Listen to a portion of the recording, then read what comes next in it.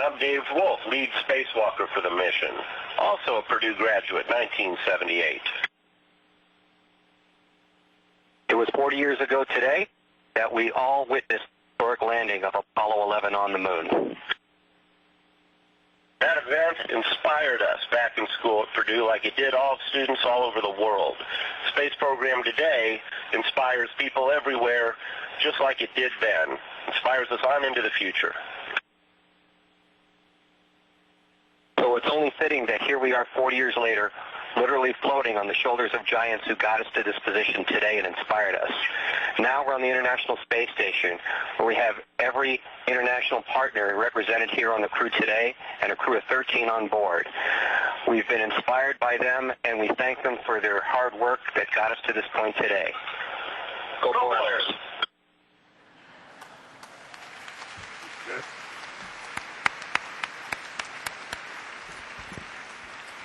And I think we got the point. Purdue is a great school. I think we learned that about this. Neil Armstrong, also a graduate of Purdue University, the Boilermakers. I propose that on the next mission to the space station, they give them a second microphone. I'll donate this one. We wish Endeavour and Expedition 20 all the best. As some of you may know, I'm an astrophysicist. Less a space person than a science person. I care about exploding stars, black holes, how to die if you fall in a black hole. That's kind of fun. You want to avoid them if you can. And not all missions, shuttle missions, were to build the space station. One of my favorite recent missions was Atlantis, STS-125. Where did that go? That went to service the Hubble telescope. And you remember, it wasn't that long ago. It wasn't that long ago. A decision was made to not service the Hubble telescope for the last time. I remember that moment because there was a public outcry.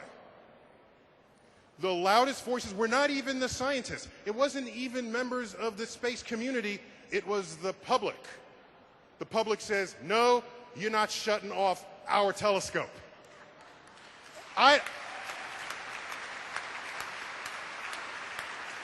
That may be the first time that has ever happened in the history of the world where the public took ownership of a scientific instrument. Think about that. And how did that happen? Hubble came of age during the internet. Beautiful images come down of our backyard. They end up as screensavers on your computer. They get forwarded in email streams. They get blogged about. Hubble is the public's telescope, and the public voted. Influenced Congress. Congress said, NASA, put the thing back. Put it back. It's a national treasure. And indeed, the final repair mission was reinstated. Let's take a look at some of this footage. There we go. In May, Atlantis' astronauts repaired and upgraded the Hubble Space Telescope. They conducted 5 space walks during their mission to extend the life of the telescope, at least 5 years, possibly 10, literally a new lease on life. They successfully installed 2 new instruments, repaired 2 others, replaced gyroscopes and batteries. They're astronaut surgeons now, a new part of their job description. Added new thermal insulation to protect this telescope, the most celebrated one since the era of Galileo. Remarkable, in fact, that STS-125 is the crowning achievement of what can happen when the manned space program is in symphony with the robotic program. It's a triumph. And by the way, Hubble was not beloved only because it took such great pictures. It's because it got serviced, and it was around a long time. We've had other telescopes up there, non-serviced telescopes. You put them up, gyros go out after 3 years, the coolant goes out after 5, it drops in the Pacific after 6.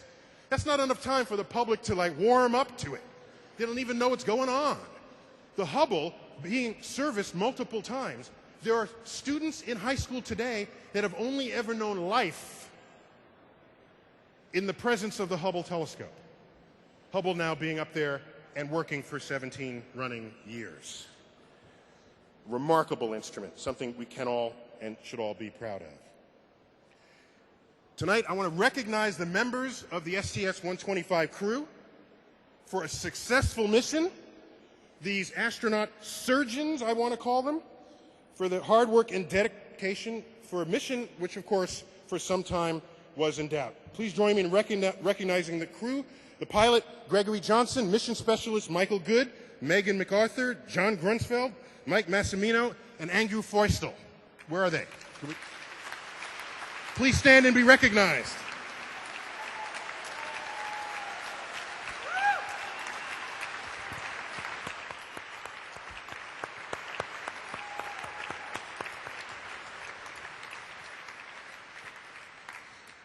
It's funny because you applaud them for making good pictures you can put on your computer. I applaud them because, like, they give me work to do, right, to figure out the universe.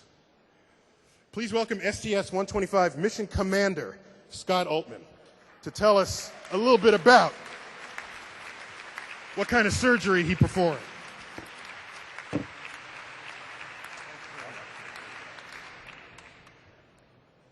Well, thank you all very much. It really is an honor and a privilege to be here tonight. I have to admit, when I was assigned to Hubble, I didn't need these glasses or have gray hair, but time has passed on. But it's also very humbling to be present in this company with such great Americans here with us, people who have set the standards. You met my crew a little bit ago. I would like to have been able to take a moment to introduce the rest of the crew, because no one flies in space with just the crew that's there. We took along a piece of all the people who helped train us, who built the tools and the instruments to be installed, the people who watched over us while we were up there, helped answer our questions. They readied the vehicles, 2 vehicles on the pad at the same time for us to be ready to fly in space. They all worked together as a team, a family, to make this mission possible and to keep Hubble alive. Of course, the folks who went before truly know that flying in space is a team sport. Everybody has to work together.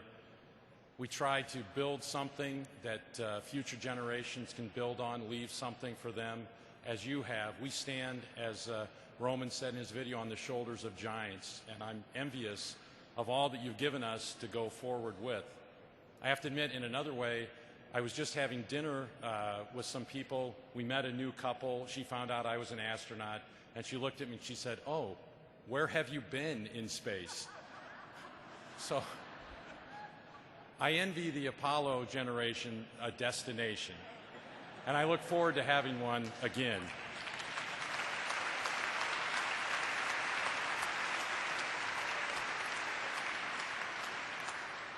But you did give us that legacy, that foundation, the people who blazed that path to the moon, who first took us into space, who figured out how to do what we needed to do to get to the moon, and then you went out and did it. It's been incredible. I think Shuttle, though, and the Hubble are worthy heirs to that legacy. Hubble began its journey, of course, after a flawless deployment by our new administrator, I have to say that, but began its journey with somewhat of an embarrassment to NASA. The optics were not what we expected. But it's transitioned into a triumph because of the fact that we could go to it and service it, add corrective optics, and then every few years repair the failing parts and inject new technology. We've gotten to the point now where each flight has had its share of challenges. You know, ours certainly did. We launched and 1 second later had a master alarm that got the whole crew on the edge of our seats. In flight, we were faced with bolts that hadn't been turned in 19 years that I thought we were about to break, another handle that we actually had to rip off after a bolt had failed, in order to get to the point where we could do a repair of this mission, where we actually went in and broke new ground, doing card-level repair of an instrument inside a box, inside a telescope, in the middle of space. I think it's amazing that we're able to bring those instruments